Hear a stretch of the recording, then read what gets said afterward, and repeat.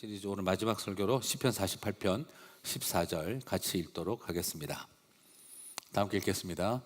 이 하나님은 영원히 우리 하나님이시니 그가 우리를 죽을 때까지 인도하시리로다. 아멘. 자, 오늘 이제 포에마 시리즈 마지막 설교를 같이 하고 다음 주에는 이제 일터 사역을 앞두고 우리의 삶과 또 노동과 또 예배, 우리가 어떻게 일터를 이해를 할 것인가를 한 2주 정도 같이 시리즈 설교를 하도록 하겠습니다. 자, 오늘 같이 이 말씀은 나중에 좀 다시 보도록 하고, 오늘 말씀을 시작하면서 지난주 나누었던 것처럼 시편 88편을 같이 좀 읽고 시작을 했으면 좋겠습니다. 시편 88편, 정말 가장 깊은 고난과 절망이 담겨 있는 노래, 우리 표준 세번역으로 앞에 본문이 있을 텐데요, 한 절씩 교독하면서 한번 읽었으면 좋겠습니다. 주님, 나를 구원하신 하나님, 낮이나 밤이나 내가 주님 앞에 부르짖습니다. 주님의 귀를 기울여 주십시오. 나는 고난에 휩싸이고 내 목숨은 수월의 문턱에 다다랐습니다. 무덤으로 내려가는 사람과 다름이 없으며 기력을 다 잃은 사람과 같이 되었습니다. 이 몸은 또한 죽은 자들 가운데 버림을 받아서 무덤에 누워있는 살해된 자와 같습니다. 나는 주님의 기억에서 사라진 자와 같으며 주님의 손에서 끊어진 자와도 같습니다. 주님께서는 나를 구덩이의 밑바닥 칠흑같이 어두운 곳에 던져버리셨습니다. 주님은 주님의 진노로 나를 짓눌렀으며 주님의 파도로 나를 압도하였습니다. 주님께서는 나의 가까운 친구들마저 내게서 멀리 떠나게 하시고 나를 그들 보기에 역겨운 것이 되게 하시니 나는 갇혀서 빠져나갈 수 없는 몸이 되었습니다.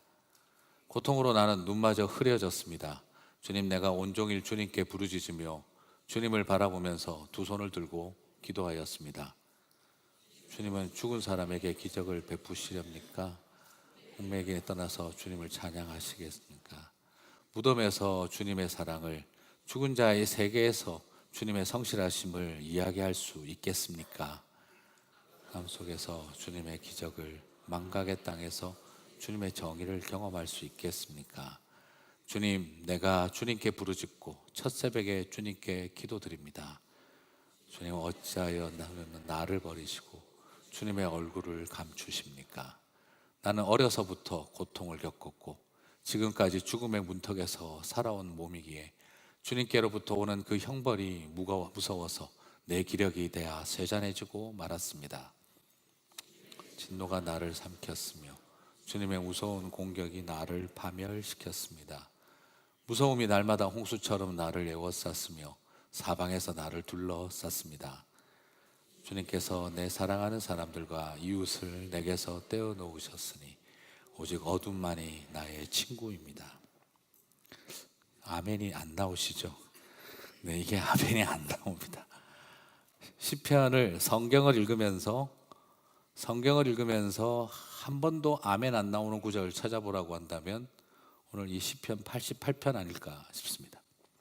그래서 목사님들이 설교를 하고 싶지 않은 본문 중에 하나가 시편 88편입니다. 아마 여러분 평생에 시편 88편으로 설교를 들어보신 적이 없는 분들도 있으실 것입니다. 실제로 목회자로서 평생 가면서 이 본문을 가지고 설교하고 싶은 생각도 별로 들지 않는 본문이기도 합니다. 왜냐하면 처음부터 끝까지 희망이 있는 내용이 한 구절도 나오지 않기 때문에 그렇습니다. 시편 88편은 시편 중에서 가장 암담하고 비참한 시로 알려져 있습니다. 그래서 시편 중에 욥기와 같은 것이다 라고 말을 합니다. 시편 88편을 보면 시작할 때 앞에 이런 표제가 있습니다. 마할랏 르안롯에 맞춘 노래. 발음도 어렵네요. 마할랏 르안롯에 맞춘 노래. 바로 이 마할랏 르안롯에 맞춘 노래라는 말은 가장 고통스러운 질병을 가진 사람의 노래다라는 뜻을 가지고 있습니다. 가장 고통스러운 질병을 가진 이의 노래라는 뜻이죠. 그런데 이 르안롯이라고 하는 말은 또 다른 뜻이 하나 더 있는데 그것은 이렇게 번역할 수 있습니다. 가장 고통스러운 질병을 가진 이와 함께 화답하며 춤추다라는 뜻이 됩니다. 자, 뜻이 두 가지가 다 의미가 다 됩니다. 가장 깊은 질병을 가진 이의 노래, 동시에 가장 깊은 질병을 가진 이와 함께 노래하고 춤추다라는 뜻이 될 수도 있다는 거죠. 도대체 이는 어떤 내용이 나와야 맞겠습니까? 가장 깊은 질병을 경험하는 사람의 노래, 그 사람과 함께 화답하며 춤춘다고 한다면 우리가 생각할 때 시편 88편은 어떤 내용이 나와야 정상일까요? 고쳐준다, 치유받았다, 회복받았다, 병이 나았다, 이런 내용이 나와야 당연히 맞을 겁니다. 그렇게 해서 찬양하고 감사하는 내용이 나와야 화답하고 춤춘다는 말이 성립이 될 겁니다. 그런데 여러분이 금방 읽어보셨지만 처음부터 끝까지 하나도 치유받은 내용이 없습니다. 절망과 암울한 이야기만 끝까지 나옵니다. 고통과 절망, 간구와 기도, 찬양과 감사, 이 세 가지가 일반적인 시편의 패턴입니다. 앞에는 내가 이렇게 고통스럽고 절망스럽습니다. 그러나 내가 이렇게 기도하고 간구했습니다. 그래서 하나님이 나는 하나님을 찬양하고 기뻐합니다. 이 3단계를 거치는 게 시편의 일반적인 패턴이에요. 그런데 오늘 여기에는 그 일반적인 패턴이 전혀 나타나지 않습니다.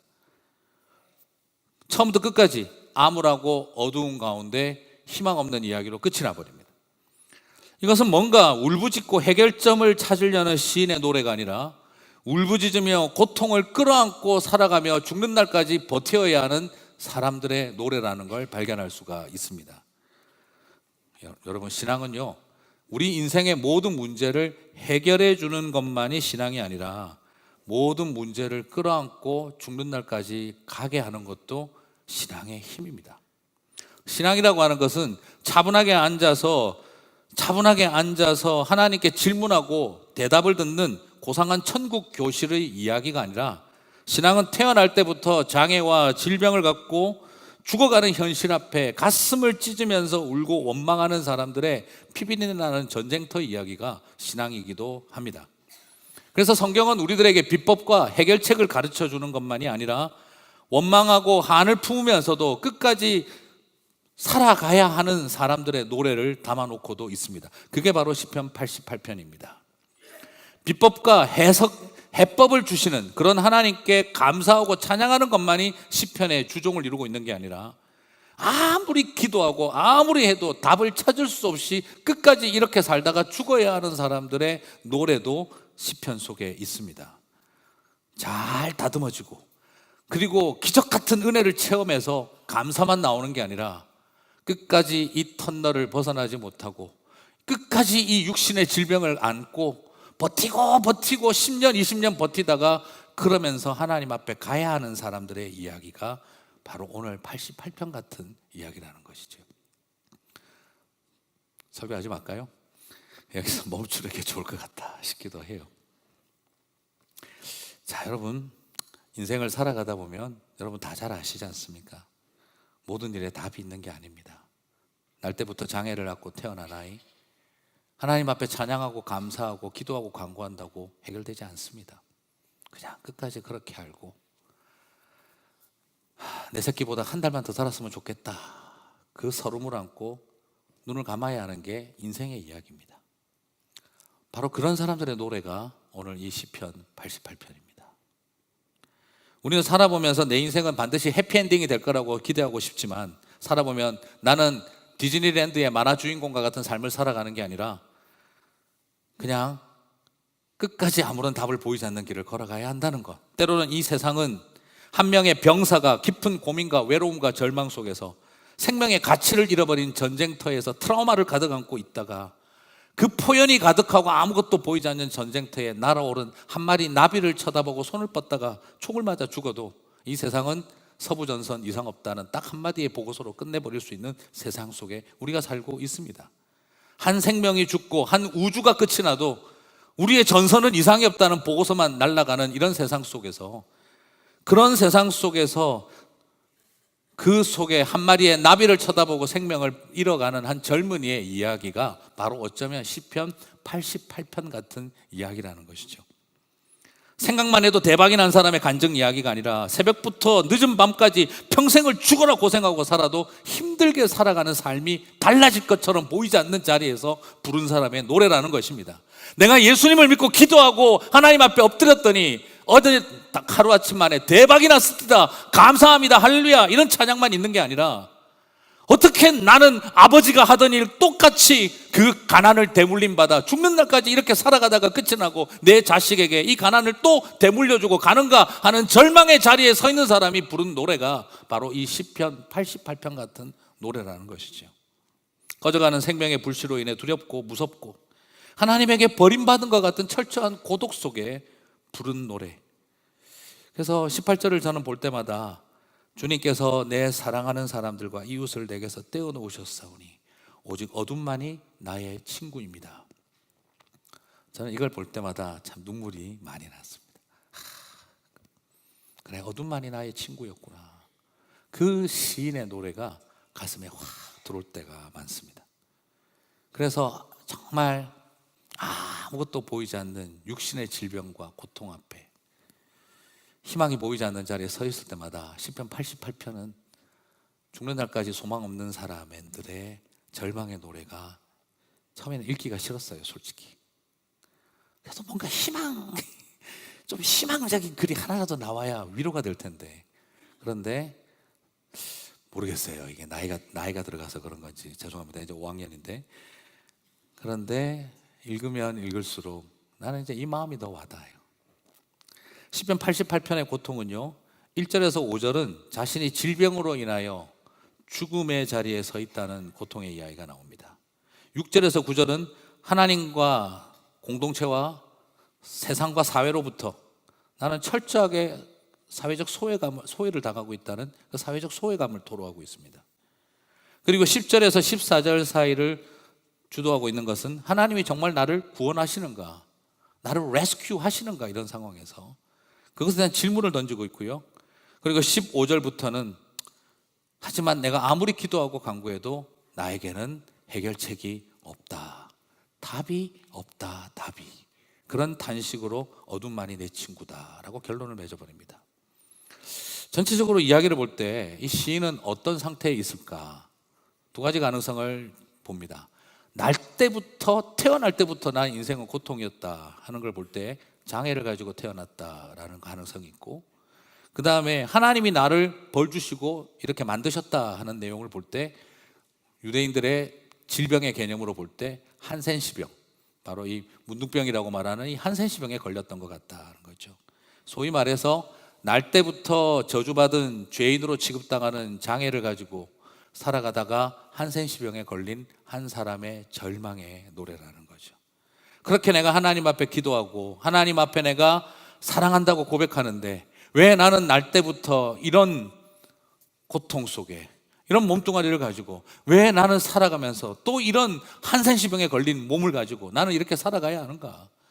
그 절망의 노래가 담겨 있는 거죠. 어떻게 생각을 해보면 욥과 같은 마음일런지도 모르겠습니다.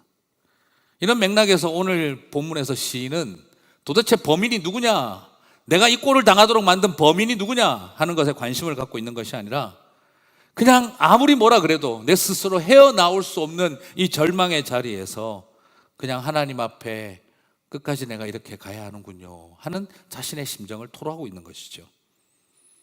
말 그대로 헤어날 길이 없고 그들의 세계관 속에서는 벌받아야 되는 일이고 뭔가 모르겠지만 내가 뭔가 벌받을 짓을 한 것 같고 정죄감에 시달리면서 내 마음대로 죽지도 못하고 죽는 날까지 그냥 나는 이 고통 안고 살아가야 하는 것, 나는 그저 벌받기 위해서 생명을 유지하는 인생이 아닌가 하는 그런 절망 속에서 부른 노래라는 것이죠. 근데 여러분, 놀랍게도 이것은 사실 신학적으로 사실이 아닙니다. 내 죄 때문에 장애를 가진 것도 아니요, 내가 천벌을 받아서 한센시병을 가진 것도 아닙니다. 하지만 이 땅을 살아가는 삶 속에 우리가 부딪히는 고통은 뭐냐면 아무리 그것이 신학적 사실이 아니라 하더라도 인간의 마음 속에는 실존적인 죄의식, 이게 다 내 죄 때문인 것 같고 다 이게 내 잘못 때문인 것 같은 그런 실존적 죄의식을 우리가 갖고 살아갈 때가 있다는 거죠. 장애를 가지고 태어나서 평생을 싸우고 살아가는, 그렇게 살다 보면 내 잘못이 아니지만 다 이게 부모 죄 때문인 것 같은 거죠. 신학적인 사실이냐 아니냐 뭐 이런 게 중요한 게 아니라 이게 다 내 죄 때문인 것 같고, 사랑하는 사람이 병과 싸우면서 힘들게 생명의 불씨가 약해져가는 모습을 보고 있으면 이게 다 내 잘못인 것 같고,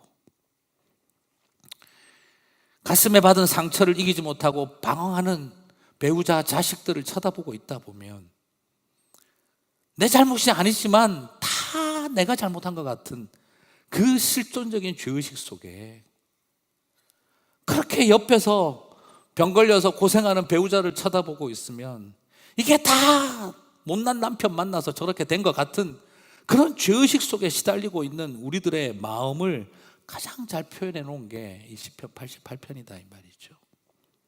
알고 보면 옆에서 그 짐을 지고 살아가야 하는 피해자인데 그냥 나도 모르게 내가 제일 세상에서 미안한 사람이 되어야 하는 그런 자리에 있는 상태를 말하는 것입니다.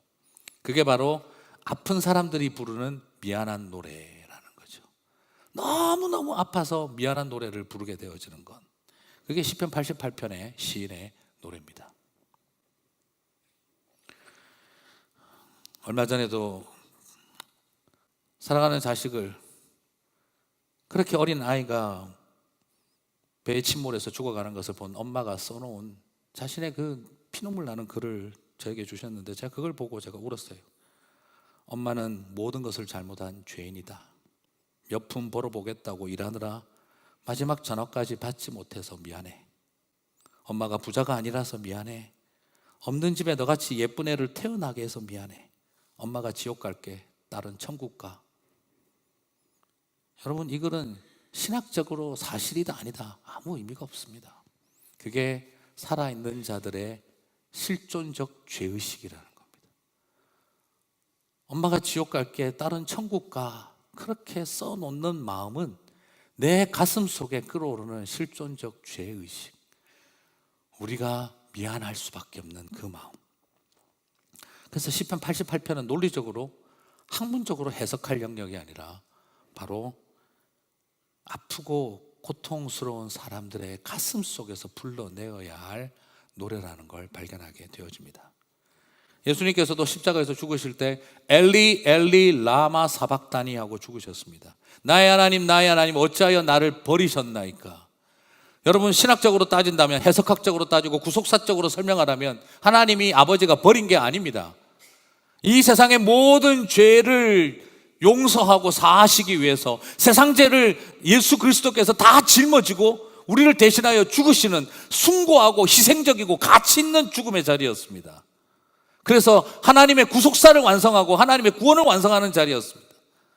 그런데 어떻게 예수님께서, 그 길을 걸어가시는 예수님께서 아버지 왜 나를 버리셨습니까? 이런 말을 어떻게 할 수 있습니까? 예수님 그런 말 하시려면 십자가 올라가지 마세요. 신학적으로도 틀린 말이고, 아니 서로 잘 합의해서 결정해 놓으셔놓고 지금 십자가에서 죽으시면서 갑자기 하시는 말이 왜 아버지 나를 버리셨나이까. 이건 말이 좀 표현이 과하십니다. 예수님 하지 마시고 딴 분 올라가게 하죠. 그러면 이렇게 할 내용이 아닙니다. 이것은 바로 뭡니까? 아무리 하나님의 뜻을 이루고 십자가에서 하나님이 죽으셔야 한다는 신학적 당위성을 다 알고 있고 그것이 숭고하고 아름다운 희생이라는 거 다 알고 있지만, 그러나 아들로서 그 길을 걸어가야 할 자신의 실존적 죄의 그 상처와 아픔들은 우리 안에 누구나 다 있는 것이죠. 아버지도 아들의 죽음을 바라보며 말 한마디 하지 못하는 것은, 그것은 하나님이나 사람이나 우리가 피할 수 없는 실존의 죄의식을 가지고 있다는 것이죠. 초대교회는 시편 88편을 고난주간 성금요일마다 읽고 노래했다고 합니다. 사회적인 소외감, 하나님은 정말 나를 구원하시는가, 희망이 없구나, 해답이 없구나 하는 그런 절망의 자리에 서 있었던 사람들이 시편 88편을 읽으면서 그들은 고난주간마다 묵상을 했다고 합니다. 장엄한 예수 그리스도의 죽음의 아름다움과 그것의 위대한 신학적인 성찰과 이 고난이 갖는 위대한 인류사적 의미, 이런 걸 논하고 있는 게 아니라 아들이 경험했던 그 절망과 외로움, 아버지로부터 버림받은 가슴을 함께 나누는 일에 오히려 초대교회 성도들은 마음을 모았다라는 것입니다. 여러분, 무엇을 뜻하는지 이해가 가십니까? 고난주간에 앉아서 예수님의 죽음이 얼마나 위대한지를, 얼마나 그것이 신학적으로 의미가 있는지를 설명하는데 에너지를 쓰고 있었던 게 아니라 아들 되신 예수님도 버림받음의 마음속에 아파하셨다는 것을 서로가 공감하고 있었다는 것이죠. 저는 이렇게 덜 신학적인 초대교회 성도들의 마음이 훨씬 더 우리의 가슴에 와닿는다는 생각을 하게 되어집니다. 그렇습니다. 오늘 시편 88편은 하나님 만나서 모든 병을 고침받고 하나님 만나서 내 인생이 행복해졌다라고 하는 위대한 간증이 담긴 노래가 아니라 아무리 믿어도 답 없이 죽는 날까지 이 고통을 안고 살아가야 하는 사람들이, 한센시병과 장애를 가진 사람이 함께 화답하며 춤추며 부른 노래였다라는 것이죠. 저는 우리 성도님들에게 기왕이면 시편 88편보다는 30편대로 되셨으면 좋겠습니다. 집에 가셔서 시편 30편 펴보십시오. 내가 주님을 사랑하고 믿었더니 다 좋아졌다라는 내용만 나옵니다. 시편 80편을 보면 아무리 기도해도 되는 일이 하나도 없다라는 내용만 나옵니다. 어디에 주인공이 되고 싶으십니까?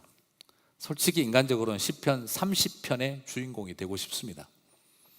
그러나 때로는 우리의 삶이 88편을 부르지만 그러나 서로 화답하며 춤추는 노래가 될 수도 있다는 것, 그게 저와 여러분의 때로는 피할 수 없는 삶일 수도 있다는 것이죠.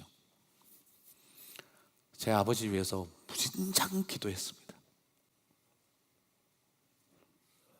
저희 어머니 위해서 죽기 아니면 살기로 기도했습니다.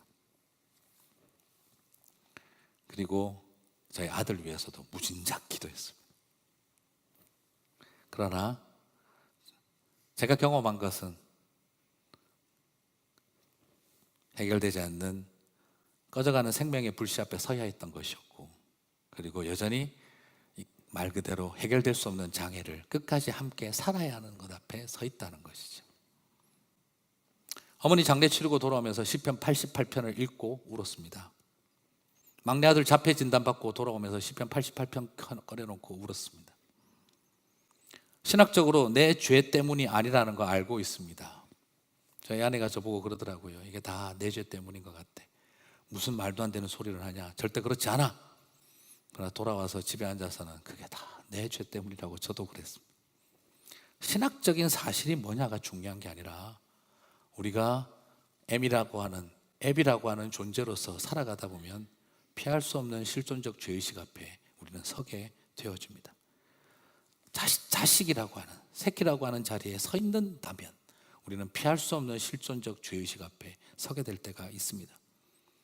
그래서 이유 모를 미안함을 안고 살아가는 삶, 신학적으로 그게 옳다 그르다를 논하는 게 아니라 이유 모를 미안함을 안고 살아가는 그 죄의식이 때로는 우리에게 필요하고 아름답다는 생각을 합니다. 모든 죽어가는 것을 사랑해야지 했던 어린 시인의, 젊은 시인의 노래는 모든 죽어가는 것들에 대한 미안함과 그것을 죄의식을 가지고 살았던 한 책임감 있는 한 사람의 모습으로서 우리들에게 훨씬 더 아름답습니다. 바로 모든 죽어가는 것들을 사랑했던 예수 그리스도께서 우리의 죄를 향해서 미안해 하신 것처럼 그분의 죄가 아님에도 불구하고 우리를 향해서 느끼신 그 실존적 죄의식이 오히려 다 담당하시고 십자가의 길을 걸어가게 했다는 것이죠. 그래서 사랑하는 성도 여러분, 우리의 삶 속에 가급적 88편 안 불렀으면 제일 좋은 노래지만 여러분이 시편 30편의 주인공이 되는 것이 가장 좋은 것이고 행복한 것이지만, 그러나 피할 수 없는 자리에 서 있을 때마다 이 88편으로 화답하며 춤출 수 있다면 이 또한 아름다운 노래일 거라고 저는 믿습니다.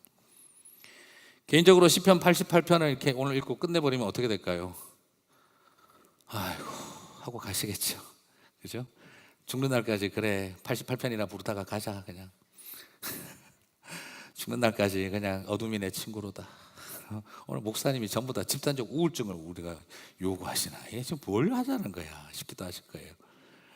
근데 그럴 때마다 또 하나 제 마음속에 하나 더 있는 본문은 죽는 날까지 고통스러운 삶을 향해 주님 주신 작은 위로가 있다면 시편 48편 14절 오늘 읽은 본문입니다. 같이 한번 읽어볼까요? 한 번 더 같이 읽겠습니다. 이 하나님은 영원히 우리 하나님이시니 그가 우리를 죽을 때까지 인도하시리로다. 죽을 때까지 답 보이지 않는 인생을 살아가는 사람들에게 시편 48편 14절 죽을 때까지 인도하시리로다. 솔직히 매치가 안 되는 것 같아요. 이건 약간 대조되는 것 같다는 생각이고 성경이 모순되는 것처럼 여겨지지 않습니까? 죽을 때까지 답 없다고 하는 노래가 있는데 죽을 때까지 인도하신다는 거, 이거는 모순이다. 솔직히 저도 시편 48편 14절 보면서 궁시렁거렸습니다. 죽을 때까지 인도하시기는 뭐 죽을 때까지 인도 안 하시더구만, 그렇게 궁시렁거리면서 저도 보기도 했습니다. 그런데 다시 묵상하다가 저에게 큰 하나님께서 은혜를 주셨습니다. 목사님 왜 저렇게 저는 마음에 너무 많은 싸움들을 하다 보니까 가정에서 아버지 어머님 투병이나 그러다 보니까 하나님이 죽을 때까지 인도한다, 저는 그런 게 별로 와닿지가 않더라고요. 그렇게 빨리 떠나시는 분들, 또 절망하는 가족들, 또 그렇게 어릴 때부터 아무런 소위 말하는 가능성이라는 걸 갖지 못하고 태어난 장애를 가진 아이를 보면서 죽을 때까지 뭘 인도한다는 거지? 그게 저는 사실 탁 와닿지가 않았어요. 그냥 죽을 때까지 고생하는 거 그냥 같이 쳐다만 봐주신다는 말인가? 저는 그런 느낌도 있었어요. 그럼 그렇게 힘들게 죽어갈 때 뭐 하셨나 하나님은? 죽을 때까지 쳐다만 보셨나? 저는 그런 생각도 굉장히 시니컬하게 들기도 했었어요.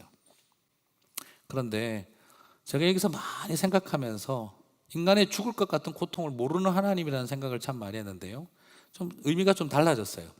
여러분 한번 이 본문을 한번 생각해 보십시다. 영원한 하나님, 그가 우리를 죽을 때까지 인도하신다. 우리를 죽을 때까지 인도하신다. 하나님이 우리를 죽을 때까지 인도하신다. 누가 죽을 때까지죠? 그냥 겉으로 볼 때 분명히 뉘앙스는 내가 죽을 때까지죠. 우리가 죽을 때까지겠죠. 근데 여러분, 이 말은 문법적으로 약간 트리키하게 이중적 의미를 갖고 있습니다. 한번 보실까요? 사랑하는 남자 A가 있고 사랑하는 여자 B가 있습니다. 남자 A가 여자 B에게 말합니다. 그대여, 내가 그대를 죽는 날까지 함께하고 사랑할게. 무슨 뜻이죠? 내가 그대를 죽는 날까지 함께하며 사랑할게. 누가 죽는 날까지입니까? 그대가 죽는 날입니까? 내가 죽는 날까지입니까? 남자 A가 죽는 날까지입니다. 오늘 여기서 우리는 굉장히 재미있는 이 워드플레이, 문법이 가지고 있는 묘한 워드플레이를 보게 되는데요, 내가 그대를 죽는 날까지 사랑할게, 그 말은 그대가 죽는 날까지가 될 수도 있겠지만 더 큰 의도는 뭐죠? 내가 죽는 날까지예요. 영원한 하나님이 우리를 죽는 날까지 인도하신다. 내 생명이 끝나는 날까지 인도하신다는 뭐 당연한 의미로 받아들여지겠지만 그 속에 담겨있는 의도적인 것은 뭐냐면, 영원한 하나님, 참 말 자체가 이건 모순이죠. 영원한 하나님이 죽는 날까지, 영원한 하나님이 죽는 날까지 우리를 인도하신다는 거예요. 그래서 영어 성경은 이걸 어떻게 번역을 하냐 그러면 until the end라고 해요. 애매하니까 이게. 그래서 또 어떤 번역들은 forever, 영원이라고 해요. 영원한 하나님이 영원히 우리를 인도하신다. 그렇게 해야 이게 좀 말이 되지 않나 싶은 거죠. 하나님이 죽는 날까지라니, 영원한 하나님이 죽는 날까지, 이건 모순되는 표현인 거죠.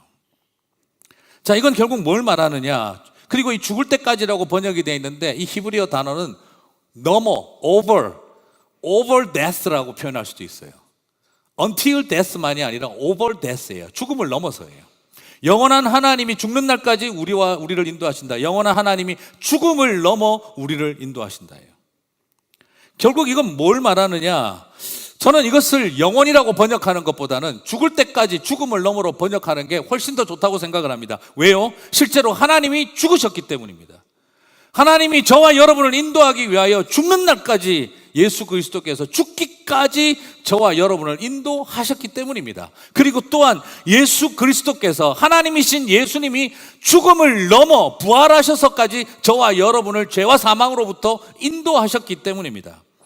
그러므로 여기에서 죽기까지라고 하는 개념 자체는 저와 여러분을 향해서 하나님은 이 말이 허언을 하신 것이 아니라 실제로 일어난 일이었다는 것이죠. 바로 여호와 하나님이, 하나님이신 예수님이 저와 여러분을 죽기까지 죄와 사망으로부터 인도하셨고, 하나님이신 예수님이 죽음을 넘어 저와 여러분을 인도하셨다는 것입니다. 사랑하는 성도 여러분, 오늘 이것은 우리에게 어떤 의미를 주느냐? 이 땅을 살아가는 인간에게 가장 절망적인 죽음의 문턱 앞까지 하나님이 다 알고 계시며 함께 하신다는 것입니다. 우리가 죽어가는 거 멀리서 쳐다보고 계시고 있는 분이 아니라 같이 죽기까지 그 고통을 아신다는 거죠. 십자가에 우리의 수치와 죄와 죽음의 절망과 그리고 두려움과 공포까지 다 담당하셨기 때문에 저와 여러분을 죽기까지 죽음을 넘어 인도하신다는 것입니다. 그리고 여기서 인도하신다는 단어도 두 가지 뜻을 가지고 있는데요. 첫 번째 뜻은 목축에서 쓰여지는 단어인데, 목자가 양을 이끌고 간다, 인도한다. 이게 목자들이 쓰는 목축 용어예요. 이것을 봐도 같은 맥락인 걸 보게 되어집니다. 요한복음에서 예수님께서 말씀하신 것처럼 나는 선한 목자라. 선한 목자는 양들을 위하여 목숨을 버리거니와. 죽기까지 인도하신다. 선한 목자가 되셔서. 그리고 또한 두 번째 뜻은, 이 인도하신다는 뜻은 히브리어 사전적인 의미로 슬퍼한다, 비탄에 빠진다, 그리고 함께 아파한다 라는 뜻이에요.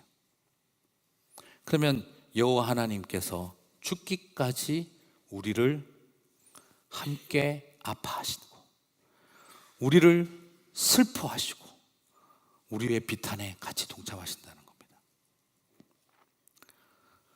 그가 우리를 죽을 때까지 아파하신다는 거죠.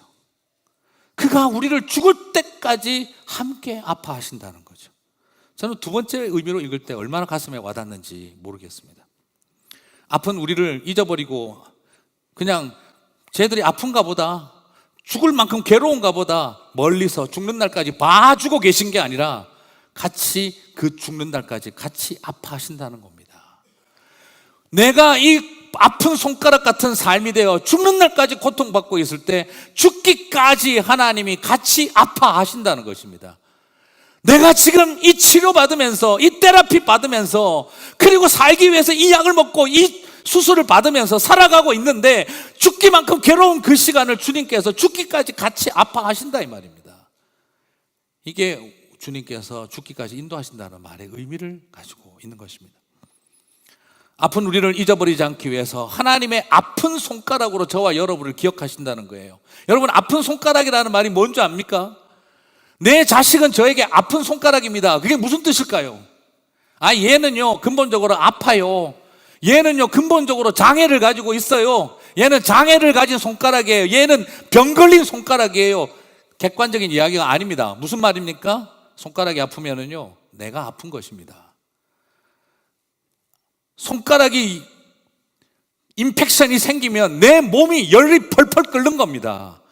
아픈 손가락은 나와 분리되어진 아픈 어떤 걸 말하는 게 아니라 그 손가락이 아프다는 말은 내가 아프다는 뜻입니다. 그 아픈 손가락 때문에 내가 죽을 만큼 괴롭다는 뜻입니다. 그게 하나님께서 저와 여러분을 여기실 때 아픈 손가락으로 여긴다는 말은 얘는 병 걸린 녀석, 얘는 장애를 가진 녀석, 그렇게 취급하고 있는 게 아니라 그 아픔이 내 아픔이고 그 고통이 내 고통이다라고 여기고 계신다는 뜻입니다. 그게 바로 죽는 날까지 같이 아파하신다는 것입니다. 저는 이것을 바라볼 때마다 큰 감격이 있습니다. 여러분의 아픔이 하나님의 아픔이 되었고, 내 고통을 주님의 고통이 됐고, 나로 인해서 하나님이 열나고, 나로 인해 하나님이 몸살 겪고, 나로 인해 하나님이 약 먹고 누우셨다는 말입니다.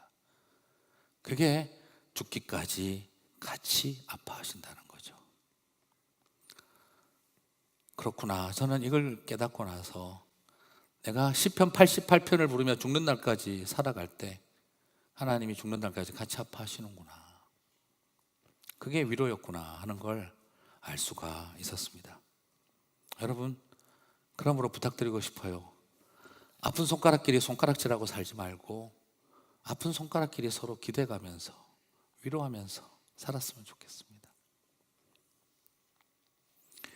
죽을 때까지 인도하신다도 감사한데, 당신이 내가 죽을 때까지 인도하시는 것도 참 고마운데, 당신이 죽을 때까지 나를 인도하신다니, 같이 아파하신다니, 이게 우리에게 영원한 위로라는 것이죠. 저는 이렇게 노래할 수 있으면 얼마나 행복할까 싶습니다. 여러분의 삶 속에 시편 88편이 울려 퍼질 때마다 시편 48편 14절을 같이 부르시기를 바랍니다. 이 하나님은 영원한 하나님이니 우리를 죽을 때까지 인도하시리로다. 그 고백을 드릴 때 나는 그 가슴 속에 인도가 뭘 말하는지 알고 죽을 때까지가 난 뭘 말하는지 안다 하는 그 고백으로 나아가실 때 하나님의 깊은 위로가 있을 줄 믿습니다. 많은 성도님들이 힘들게 살아가고 교회에 오고 있습니다. 다 힘들죠. 죽는 날까지 답 없는 기도 하다가 죽어야 되지 않습니까? 죽는 날까지 자식 놓고 기도하는 제목, 답을 보지 못하고 눈을 감아야 할 수도 있는 거 아닙니까? 그래서 어떤 때는 기도하고 여기 와 있어도 막막할 때가 얼마나 있으십니까? 이제 우리가 서로 아픈 사람들 다 같이 모였으면 좀 위로하고 살면 얼마나 좋을까요? 우리 교회도 이제 많은 장애인들이 옵니다. 미랄도 있고 또 COF도 있고 우리 교회에도 또 히즈 드림이 있고, 그리고 히즈 드림으로 좀 큰 아이들은 거기 가지만 교육부서에도 메인스트림에서 같이 하기 위해서 아이들이 많이 있습니다. 아픈 손가락들끼리 같이 아파야 되지 않겠습니까? 쟤들은 아픈 손가락이야. 쟤들은 장애 있는 손가락이야. 나하고 아무 상관없다면 우리는 같은 몸이 아닙니다. 교회 안에도 마찬가지입니다. 아프고 힘들게 살아가는 성도들이 있다면 요즘 저 사람 아픈 손가락이야, 이게 아닙니다. 그건 잘려 나간 손가락이겠죠. 우리에게 제일 중요한 건 같이 아파하는 것입니다. 이제 장로님들하고 좀 고민, 요즘 기도하는 가운데 또 농아인 교회도 저희 교회로 이렇게 오게 될 것 같습니다. 찾아오셨더라고요. 예배 드릴 데가 없어서 너무 더운데 공원에라도 나가야 될 것 같다라고 이야기를 하셔서 그냥 장로님들하고 이야기했습니다. 그냥 우리 교회 오세요. 와서 예배 드리시라고. 사랑하는 성도 여러분, 교회는 예수님은 어떤 분이시고 어떤 곳이어야 할까? 그 아픈 손가락들끼리 서로 기대고 위로하는 곳이 되었으면 좋겠습니다. 예수님께서는 마태복음 11장 28절에서 뭐라고 말씀하셨습니까? 같이 한번 읽겠습니다. 네, 빨리 안 맞았네요. 제가 안 줬나 또 이것도? 제가 읽겠습니다. 안 드렸어요. 자막팀 잘못이 아닙니다. 제 잘못입니다. 네. 수고하고 무거운 짐진 자들아 다 내게로 오라. 내가 너희를 쉬게 하리라. 예수님은 어떤 분입니까? 의자 같은 분이셨습니다. 수고하고 무거운 짐진 자들아 다 내게로 오라. 수고하고 무거운 짐 못 견딜 것 같이 힘든 삶을 말합니다. 다 내게로 오라. 내가 너희를 쉬게 하리라. 여러분, 예수님은 어떤 분이십니까? 이 세상에 아픈 손가락들이 쉬어갈 수 있는 곳. 예수님은 교회는 어떤 곳이 되어야 합니까? 그 아픈 손가락들이 잠시 쉬어가는 곳. 그래서 교회는 어떤 곳이 되어야 하나? 의자 같은 것이 되어야 한다 싶습니다. 누구나 와서 앉았다 갈 수 있는 곳. 오늘 시편 88편 노래를 부르면서 죽는 날까지 힘든 기도의 제목을 안고 살아가는 사람들에게 죽는 날까지 인도하시는 하나님 이야기를 했습니다. 그렇다면 저와 여러분은 어떤 존재가 되어야 할까요? 교회도 죽는 날까지 함께 그런 사람들이 쉬었다 갈 수 있는 곳이 되었으면 좋겠다 싶어요. 그래서 오늘 말씀을 준비하는데 지난번 코스타에서 우리 손태환 목사님께서 읽어주셨던 의자라고 하는 시가 생각이 났어요. 포에마 시리즈 하면서 이번에 의자 정말 시 많이 찾았는데 오늘 넣어서 끝인데, 자, 의자라는 시가 생각이 났는데 여러분 같이 한번 이 시 한번 읽어보시면 어떨까 싶습니다. 같이 한번 읽어보겠습니다. 병원에 갈 채비를 하며 어머니께서 한 소식 던지신다. 자, 여기서는 충청도 사투리 조금 나오셔야 돼요. 같이 읽겠습니다. 허리가 아프니까 세상이 다 의자로 보여야 그게 다 의자에 앉아 있는 것이요. 어디 사투리죠? 참 죄송한데 충청도 맞나요? 맞나요? 전라도 같기도 하고 충청도 같기도 하고 좀 헷갈리는데 하여튼 뭐 읽어보겠습니다. 계속 허리가 아프니까부터 시작. 허리가 아프니까 세상이 다 의자로 보여야 꽃도 열매도 그게 다 의자에 앉아 있는 것이요. 주말엔 아버지 산소 좀 다녀와라. 그래도 큰애 네가 아버지한테는 좋은 의자 아니었냐? 이따가 침 맞고 와서는 참외밭에 지푸라기라도 깔고 호박에 또아리도 받쳐야겠다. 그것들도 식구인데 의자를 내줘야지. 싸우지 말고 살아라. 결혼하고 애 낳고 사는 게 별거냐. 그늘 좋고 풍경 좋은 데다가 의자 몇 개 내놓는 거요. 저는 요 시를 읽으면서 참 마음이 짠했습니다. 그죠? 사람이 아파 보면 온 세상이 다 의자로 보인다는 거죠. 근데 참 신기한 게 사람이 아프면 두 종류가 나오거든요. 아프면 내 몸 하나만 생각하고 남들은 싸그리 무시해버리는 사람들이 있어요. 근데 오늘 이 어머니는 내 허리 아파 보니 남들도 다 아파서 사는 게 보이는 거죠. 내가 아프면 남 아픈 게 아예 안 보이는 사람이 있고 내가 아프면 남 아픈 게 보이는 사람들이 있어요. 오늘 우리 어머니는 그러고 나서 보니까 꽃도 의자에 앉아 있는 모습이고 열매도 의자에 앉아 있는 모습으로 보인다는 거죠. 그리고 산소 좀 갔다 와라. 그래도 네가 아버지에게 좋은 의자 아니었냐? 그리고 그러고 나서 보니 밭대기에 앉아 있는 참외도 불쌍해 보여. 밑에 지푸라기 의자라도 깔아주고 밭대기에 깔고 앉아있는 호박도 안쓰러워 보여. 또 알이라도 틀어주며 의자 하나 놔주고 싶어하는 어머니의 심정. 그리고 자식들에게 말합니다. 싸우지 말고 살아라. 결혼하고 애 놓고 사는 게 뭐 별거냐. 그늘 좋고 풍경 좋은 데다가 의자 몇 개 내놓는 거요. 여러분이 어머니의 이야기가 참 마음에 들어옵니다. 특히 마지막 시기가 되게 많이 와닿습니다. 싸우지 말고 살아라. 결혼하고 애 낳고 사는 게 별거냐. 그늘 좋고 풍경 좋은 데다 의자 몇 개 놓는 거요. 느낌이 꼭 그래요. 예수 믿고 사는 게 뭐 별거냐. 싸우지 말고 살아라. 예수 믿고 산다는 게 별거냐. 그늘 좋고 풍경 좋은 데다가 의자 몇 개 내놓는 거지. 앉았다 지나가라고. 내가 아프니 남 아픈 것도 보이니까. 이게 성도의 삶이 아닐까 싶어요. 죽을 때까지 88편 부르고 살아가는 사람들에게 죽을 때까지 함께 하시는 하나님 이야기하고 그리고 우리가 할 수 있는 이야기는 의자 하나 놔주는 일. 시편 88편 부르는 사람들끼리 으르렁으렁거리면서 싸울 이유도 없고 아픈 손가락끼리 서로 손가락질할 이유도 없고 거기에서 함께 의자 놔주고 살아가는 것. 여러분, 여러분의 삶 속에 좋은 의자가 되어주신 분이 있으십니까? 그리고 또 하나 물어보고 싶습니다. 그리고 여러분은 좋은 의자 하나쯤 내어주고 살고 계십니까? 예수 믿고 산다는 게 뭡니까? 별겁니까? 그늘 좋은 곳에 쉬었다 가라고 의자 몇 개 놔줄 줄 아는 마음, 그리고 누군가의 의자 좀 되어주는 일, 깔고 앉고 지나가 주라고 좀 깔고 앉히면 어떠냐 이 말이죠. 누가 나 좀 깔고 앉고 지나가면 좀 어떠냐 이 말이죠. 그래서 쉴 수 있게 해주는 것, 안 그래도 힘든 사람들끼리 말이죠. 저는 오늘 이 시를 마지막으로 포에마 시리즈를 마치고자 합니다. 사랑하는 성도 여러분, 이런 의자 같은 시가 저와 여러분의 시가 되셨으면 좋겠습니다. 꼭 기억하십시오. 죽는 날까지 하나님이 여러분을 인도하실 줄 믿습니다.